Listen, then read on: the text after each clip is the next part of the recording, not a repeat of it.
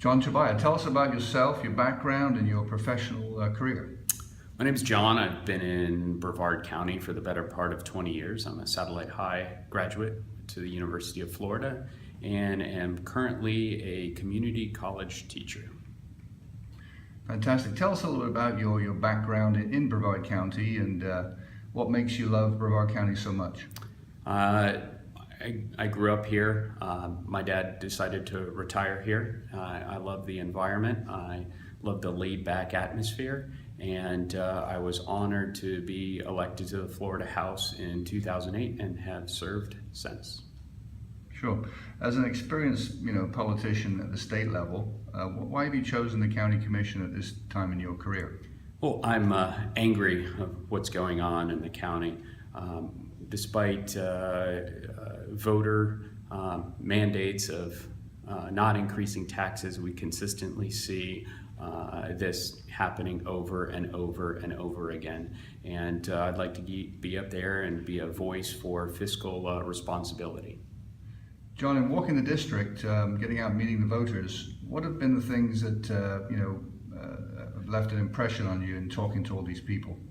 Well, people are concerned about their tax dollars, and they want Brevard County to prioritize the spending. So they understand that a function of government is infrastructure. The roads need to be in place. They need to be well maintained, and public safety. And beyond that, many of the conservative Republicans that I'm speaking with don't believe government should expand as it's currently doing. So I'd like to carry their wishes up to the county commission.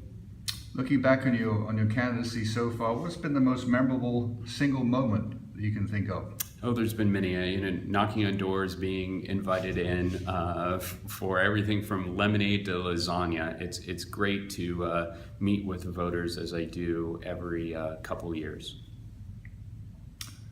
What has your time as a state rep taught you, and how will that experience help you should you be chosen as a county commissioner? To remain steadfast to the principles in which I got elected.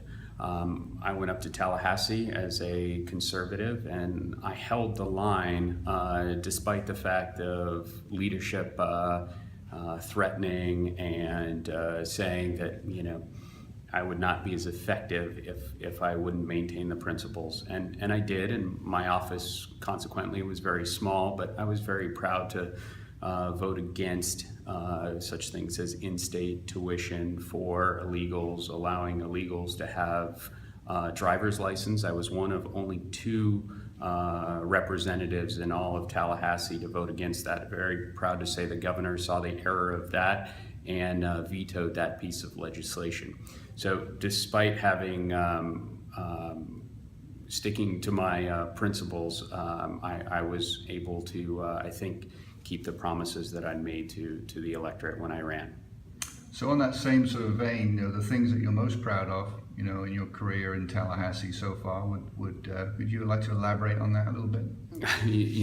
When you stand up to leadership and you say that this budget is out of control, the fact that every Democrat is voting for a budget put out by the Florida House, one of 2 things have taken place. Either every Democrat has become conservative, or conservatives have lost their principles. So I was very proud once again to be the only Republican to stand up and say this is wrong.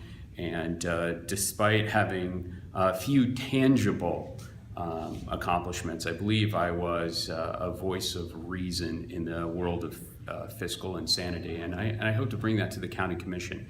The difference being with only 5 members, I think 3 is a reasonable goal to achieve the conservative philosophy that many of the electorate hope that we bring up there.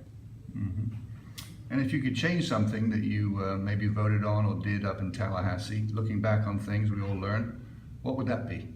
There are many things that I wish I could go back on and make changes. I think you need to learn from the errors of your ways and make corrections. And I think, though, I had a few stumbles the first couple of years. I think I recovered from those, and I worked extremely hard the last 7 years. I worked hard the first year, but I worked extremely hard the last 7 years to hold steadfast to those principles that I espoused.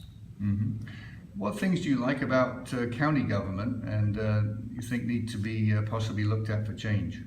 I like county government because it's closer to the people.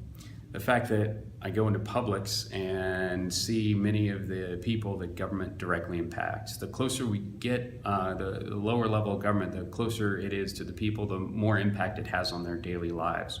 Everything from the roads that people drive on to the trash that is picked up. We're able to swing a little bit away from the social issues that comprise so much of the time up there in Tallahassee and work on the issues that directly and impact people on a daily basis. What particular projects do you see as things that you feel you can make a difference on if you're chosen on the county commissioner? I think the first thing we need to do is aim to make government smaller and only hit the necessary functions of government and nothing else. I think the community redevelopment agencies that are out there just add more layers of government and confusion, and I think they need to be shut down systematically so the voters understand where their money is going and how they elect or unelect the people that are spending their resources. I think the EDC needs to be put in check or shut down altogether. I think it's illogical and irresponsible to use taxpayers' dollars to the tune of millions and millions of dollars that could be going for infrastructure to lure companies that need us, quite frankly, more than we need them. You know, many people have appreciated the current commissioner for District 3, Trudy Infantini's stance, fighting for issues that she believed were very important to her constituents in the county. And some would say that she, isolated herself on the commission and was ineffective, sort of painted herself into a corner. How do you view that perception?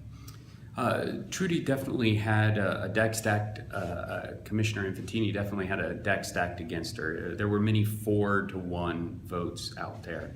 And while I respect the stance that she took on many issues, my goal will be to achieve 3 votes, and I think with the incoming change, that will be achievable pretty soon. If not, the 2018 election provides an opportunity to reevaluate some of the individuals that are currently there that ran on conservative principles, yet are the first ones out there to throw a tax on anything that they think of. Mm-hmm. And some people would perceive that you might fall into that same trap. How will your style be different in order to earn that consensus and get those 3 votes that for issues you feel are important? I'd like to hold the people that are currently there accountable for their actions come election in 2018. Saying you're going to be conservative is very easy. Everyone does it.